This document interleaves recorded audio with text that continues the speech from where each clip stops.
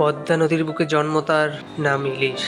শুধু একটা মাছ নয়, সে বাঙালির গর্ব, আনন্দ আর স্মৃতির খনি।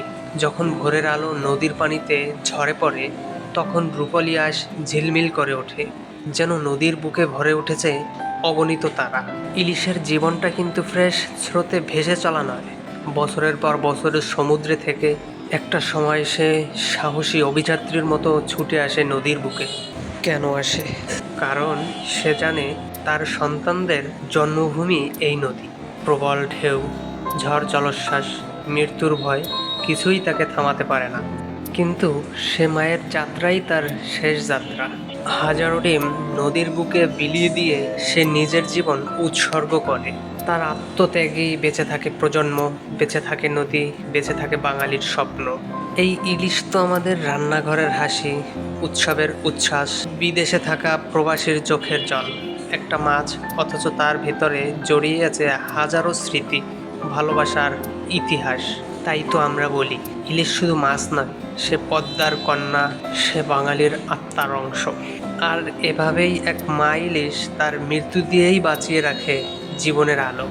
রান্নাঘরের হাঁড়িতে যখন ঝোল গরম হয়, প্রবাসীর টেবিলে যখন রূপালি মাছের গন্ধ ছড়িয়ে পড়ে, তখন শুধু স্বাদ নয়, মনে পড়ে যায় নদীর বুক ফুটে আসা সেই মায়ের গল্প।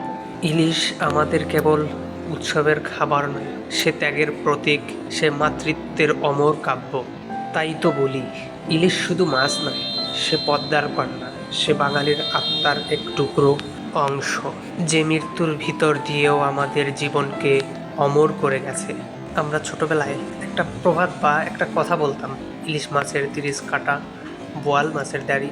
আর কোনো মাছ নয়, ইলিশ মাছ দেখলেই সেই ছোটবেলার কথা মনে পড়ে যায়। বাবার হাতে সেই বড় ইলিশ মাছ, সেই সুন্দর ঘ্রাণ, মায়ের হাতের রান্না, কত চেঁচামেচি, কত হাই উল্লাস করে খাওয়া। আহ, কি সুন্দর ইলিশ! মায়েরা সবসময় সন্তানের জন্য ত্যাগ স্বীকার করে, কিন্তু সন্তানরা মায়ের জন্য কখনো ত্যাগ স্বীকার করে না। মা একটা কথা বললে তার মুখের উপরে 2টা কথা বলে। হায় রে সন্তান, তোমাদের জন্য এত ত্যাগ স্বীকার করলো, জীবন প্রাণ দিয়ে দিল, তাও তোমরা বুঝলে না। এই গল্পটা শুধু একটা মাছের নয়, এই গল্পটা একটা মানুষেরও, এই গল্পটা একটা মায়ের। তাই আমাদের শিক্ষা নেওয়া উচিত মায়ের সাথে কিভাবে কথা বলতে হয়। আর কথা নয়, আর গল্প নয়, এভাবে যদি ইলিশ মাছ কাটা হয় আপনার বাড়িতে, আপনার কীরকম আনন্দ হবে এবং কীরকম লাগবে সেটা একটু কমেন্টে বলবেন। আপনাদের কমেন্ট পাওয়ার জন্য আমি খুব আগ্রহী। আপনাদের কমেন্ট আসলে আমার খুব ভালো লাগে। যাই হোক, অনেক কথা বললাম, আমার কথায় ভুল হলে আমাকে ক্ষমা করবেন। একটা লাইক, একটা কমেন্ট, শেয়ার করে সাথেই থাকুন। আল্লাহ হাফেজ।